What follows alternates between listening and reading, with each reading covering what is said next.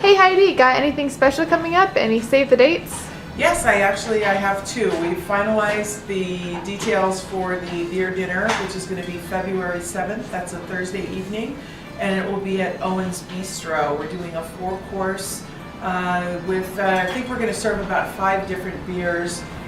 It's going to be fabulous. The chef is pulling out all the stops with the menu, certainly elevated menu, so don't come thinking you're going to get bar food. It's going to be pretty spectacular. I'll have menus printed up this week. Cost per person is $70, and you will be taking home a glass with you. So we're set with that. We're going to have our beer specialist as well. She specializes in Belgian beers and ales, and so we're really looking forward to Natasha coming out and teaching you a little bit about beer, teaching all of us a little bit more about beer. And Cooper will be in attendance that evening as well. So that's our first one. The second one is the first weekend of March, which will be Wine Club Pickup. So please, please, please, everybody, make sure that you mark your calendars for that. And I always tell people, get here early.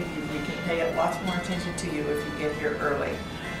And now we're moving on to the recap of our favorite wines of 2012, and I have to say we're shooting on a Monday, so this is cleaning day, so that's why I look a little disheveled.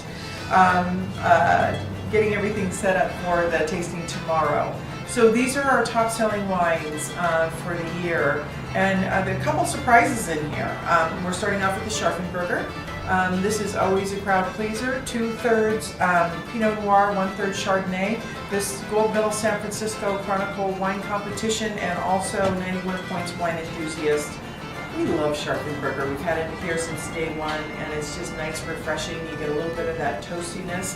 Bottle fermentation, secondary fermentation does take place in the bottle. So it's not made in the bulk method. It definitely is made like a traditional champagne. Then we're moving on to the Stephen Vincent Crimson. You may remember this from earlier. Great value at $13.99 a bottle. This is Syrah, Petit Syrah, Cabernet Sauvignon. It got its name from the crimson color.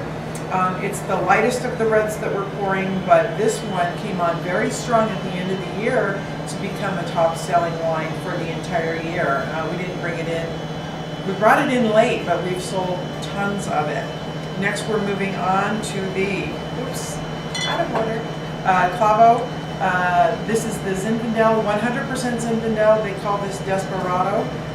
Some of you will remember the cute story about Neil, who happens to be the winemaker. When he introduced himself to the people at the vineyard, they thought they were calling him Nail, was his name, and clavo is the Spanish word for nail. So it's kind of a cute little story.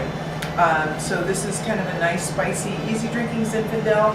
Most of you are familiar with these wines if you come in on with any regularity at all, because these have been featured before. And again, top sellers.